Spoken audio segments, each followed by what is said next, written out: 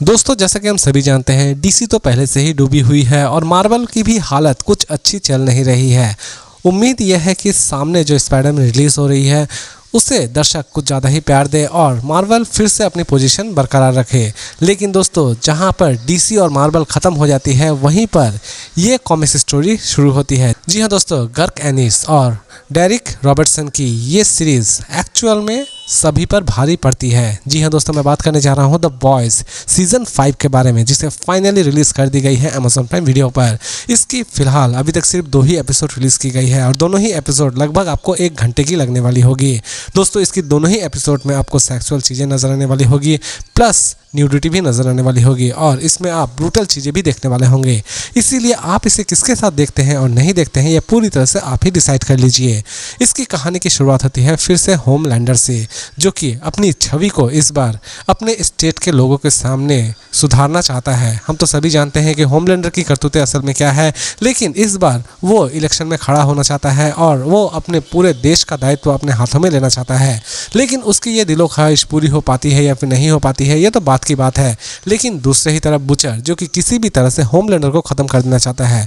Butcher यही बंदा है जो कि होमलैंडर का सबसे खतरनाक और जानी दुश्मन है और वो लास्ट तक अपने इस मंसूबे में कामयाब हो पाता है या फिर नहीं हो पाता है, ये भी आप इस सीरीज़ में देखने वाले होंगे। दोस्तों, इसकी स्टार्टिंग ही बड़ी ही अमेजिंग तरीके से की गई है। इसकी स्टार्टिंग में ही आप अच्छा खासा एक्शन एंजॉय करने वाले होंगे और ब्रूटल चीज़ें भी देखने वाले होंगे। लेकिन साथ ही साथ इसकी स्टार्टिंग में ही हमें बहुत सारे सुपर हीरोज़ मरते हुए भी देखने वाले होंगे।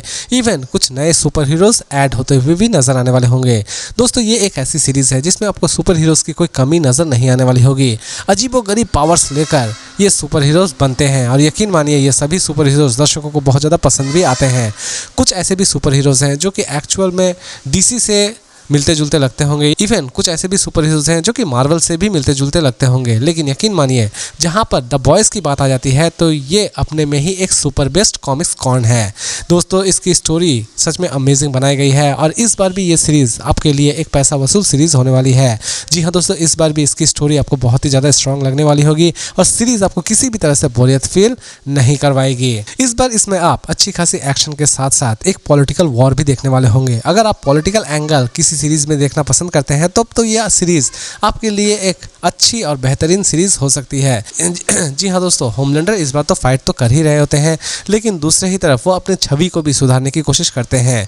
दूसरे ही तरफ आप इसमें एक खतरनाक वायरस से भी मिलने वाले होंगे और यही वायरस एक्चुअल में मुझे लगता है कि फ्यूचर में होमलैंडर की मौत का कारण भी बनने वाला है। देखते हैं कि इसकी एंडिंग किस तरह की जाती है, लेकिन ये तो कंफर्म कर दी गई है क्रिएटर्स की तरफ से कि यही सीरीज़ बॉयज़ की फाइनल सीरीज है। जी हाँ दोस्तों, इसी सीजन में आप करो या मरो टाइप की चीजें देखने वाले होंगे। लास्ट तक बुचर जिंदा रहता है या फिर होमलैंडर, ये तो हमें आने वाले एपिसोड्स में पता चलने वाली है। लेकिन इतना तय है कि ये सीरीज़ हमें भरपूर एंटरटेन करने वाली है। तो दोस्तों, ओवरऑल ये सीरीज़ रही मेरे लिए काफ़ी हद तक अच्छी और मेरी तरफ से इसकी रेटिंग होगी 5 में 4.6 स्टार। लेकिन दोस्तों, अगर आप सोच रहे हैं कि इसे हम देखें या ना देखें, दोस्तों इसे देखना ना देखना पूरी तरह से आपके ऊपर डिपेंड करता है। लेकिन अगर आप कॉमिक्स कॉन और वो भी ब्रूटल टाइप कॉमिक्स कॉन देखना पसंद करते हैं तो ये सीरीज़ आपके लिए एक परफेक्ट ऑप्शन हो सकती है। तो दोस्तों, मिलते हैं फिर से नए और इंटरेस्टिंग अपडेट के साथ।